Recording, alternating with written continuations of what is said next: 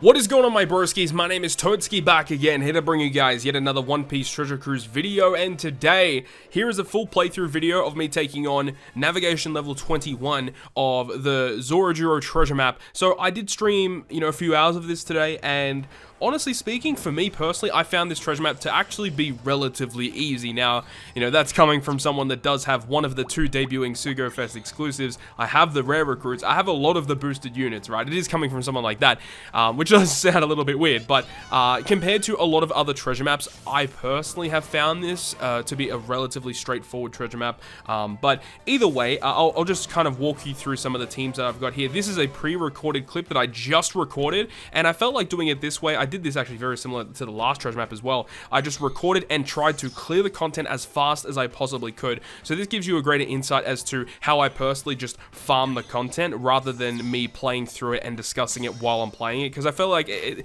gameplay is a little slow that way. So by doing it this way, you can see how fast I'm actually trying to go through the content, right? So against the boss Zoro, you can see with this team here, we have the Otoko to get rid of the % damage reduction that Brook has. Then we have the treasure map rare recruit Okiku to get rid of the remove SFX, or the blindness debuff, which is definitely going to be annoying for a lot of people to get through without having some sort of sailor effect to get rid of it. You definitely can get rid of it with like Shanks and Ben Beckman with their crewmate effect, but you don't really want to run them on this team unless if you have to overly have to do it. If you got to do what you got to do. And then you see bind is inflicted here, but we have the support effect of Kanjuro attached to Okiku, which removes that, which in turn gives us the effect to activate the super type special of Hawkins, which in turn gives us more color affinity, which works out quite well. Now you can see that we actually did conserve the orb on Okiku, and then we have the support of Vivi and rare recruit Apu to guarantee us 2 Dex orbs, and then we activate Hawkins special. He changes the other half of our team's orbs into matching. So with this team, we are able to get essentially a full board of orbs, which is great.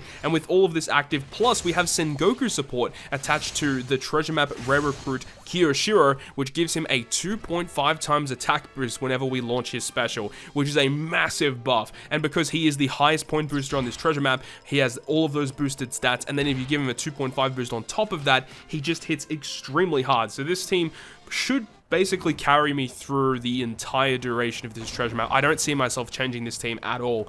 So then moving past that, we're going to move into the battle rush bosses. So the first team is going to be against Usohachi. Now Usohachi is very, very easy, especially if you are one of those players that gets to 1 million points very quickly, because you can see I do have the brand new ZOROJURO on my team. Now you could definitely just run double ZOROJURO. In my opinion, that's going to be a better team. But I did want to try and build a team utilizing Katakuri and Blackbeard, because both of which are 1.35 point boosters. You could do it in the reverse order and have double Zoro and then just chuck Blackbeard and Katakuri on the team. You could definitely do that. That's probably what I will do a little bit later on. But as of now, it's not a problem, because the thing about it is Usopp has very, very low HP. He starts off with 100,000 and he only gains 10,000 per nav level, and Zoro's damage goes through barriers, so he can do, 500,000 damage through barriers, and it's going to kill Usopp for a really long time.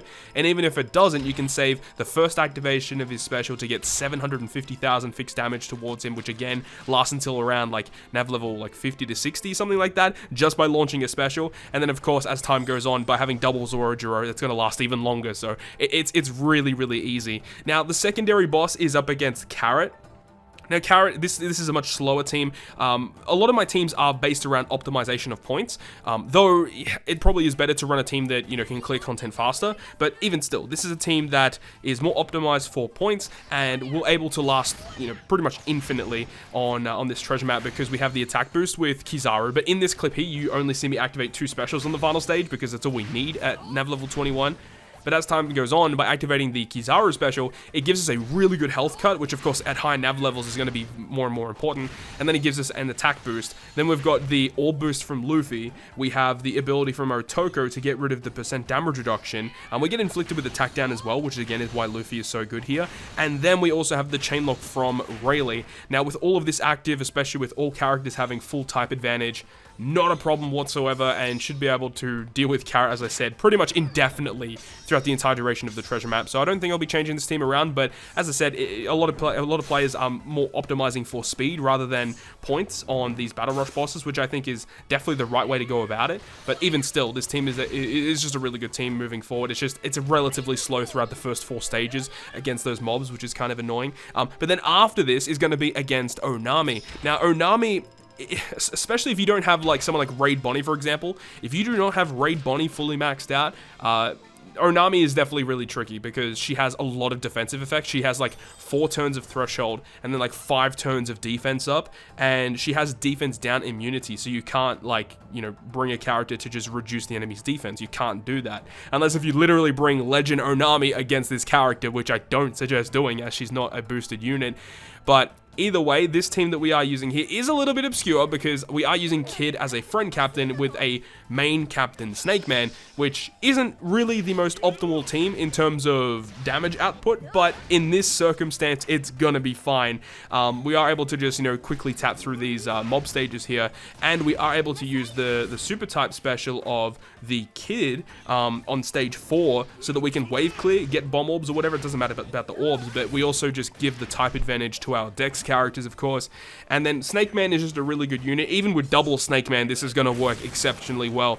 And as I said, Raid Bonnie is so good here because by launching her special, she removes both the threshold and the defense up from Onami and changes all orbs into recovery. But at that point, it doesn't really matter what the orbs are. We can actually go ahead and use the Snake Man special to give us a full board of orbs and a 2.5 attack orb boost, sorry. And then, you know, if we wanted to, we could use the Kid special to just like do 3 million damage with his special just alone. And then, you know, you get the attack boost, you get the orb boost. It's so much damage. You do not need to worry. This team is just exceptional against Onami. And again, it's going to be another team that you don't really need to change throughout the entire duration of the run. So Onami is very easy, and then the final Battle Rush boss is against Sober Mask, and Sober Mask also is a really easy boss, especially if you have Sugo Fest exclusive Garp. If you don't have Sugo Fest exclusive Garp, then yes, it will be a little bit more tricky, though considering how good Garp is in this fight, and considering how old of a character Garp is, a lot of people will have Garp up as friend captains if you have like a full friends list, so that shouldn't be too bad, you know, locating other friend captain Garps at all. Most people that I have seen so far are using Garp as a friend captain here. I have seen some people use some other different strategies, but you know, mainly Garp is like built for this fight, because on the final stage, you get chain coefficient reduction, so the best way to get around that is by using a chain locker, which Garp is, and then he special binds your crewmates, you know, only your crewmates, so your captains are untouched, which Garp also removes special bind, so it allows you to use the rest of your other specials. Now, in this circumstance here, all we need is one Garp special, and that's going to do a health cut, give us the chain lock, and because he gives us badly matching slots, Garp's captain effect treats those slots already as beneficial, so it's perfectly fine. We can just do taps and kill him. But obviously, as time goes on, we can activate Invasion Sengoku for a 2x orb boost. We can activate the double special of Vivi to give us a 2x attack boost. So with an attack boost, orb boost, chain lock at this point, and plus we got 2 30% health cutters as well with double Garp. No problem whatsoever, again, against Sober Mask. So now all the Battle Rush bosses are complete. We can move on to the final boss, which is, of course, going to be Trafalgar Law. Now, Trafalgar Law is the final boss on stage 5, but on stage 4, you have to deal with Chopper Emon, as he's called, of course, with his Wano outfit. But the team that we are using here is, again, a very similar team. We're using Hawkins with a friend captain Kiyoshiro, with my own Kiyoshiro, my own Okiku, and then Recruit X Drake as well, who is a really good character in this treasure map, by the way. Very, very good. And then we're also using the Pirate Rumble Lucci, who has a really good special as well. He actually gives color affinity when you launch his special for your Dex units, as well as removing enemy threshold, which on the final stage, threshold is quite key there. You know, you need to bring someone to remove that, so he's obviously a really good choice. But Chopper as well. Chopper is really, really good for us using Hawkins as the captain, because once you kill Chopper off, he will deal 70% of your health as damage, which means that with our health pool that we have right here, we are able to fully charge Basil Hawkins' special. So on the final stage, you know, when you pop his special, he already does 1 million damage, and then every single other tap timing that you hit is going to deal an additional 1 million damage. So, you know, just with Basil Hawkins alone, that's already 7 million damage by itself without activating anything else, which is crazy, of course. But you still need other, you know, effects to get around the certain debuffs here. As you see, we use Okiku to get rid of the block orbs. We use the X-Drake to store those orbs for the following turn. We do have a Kiyoshiro special to use on the Chopper stage as well. And then also a very similar strategy. We have the Kanjuro support to get rid of the Despair. We also have the Sengoku support attached to Kiyoshiro to give him the attack boost, so he does a lot of damage, even though we probably don't need it for a really long time. And then we also have the Lucci, who can also give color affinity, but obviously Kiyoshiro is going to give us more color affinity, but Lucci's mainly there to get rid of the damage threshold, and then obviously Basil Hawkins, and activating his super type to give us enhanced damage output with the enhanced color affinity, of course. Overall, really amazing teams, gets through it really well, and this is all the teams that I've been using thus far throughout the treasure map. I really hope you guys enjoyed the breakdown of my teams going through this treasure map. If you guys did enjoy the video, make sure to go ahead and leave a like, and if you want to stay up to date with all the content that I post on my channel, including more One Piece Treasure Cruise content, make sure to hit the subscribe button down below. But on that, guys, I'll see you guys within the next video.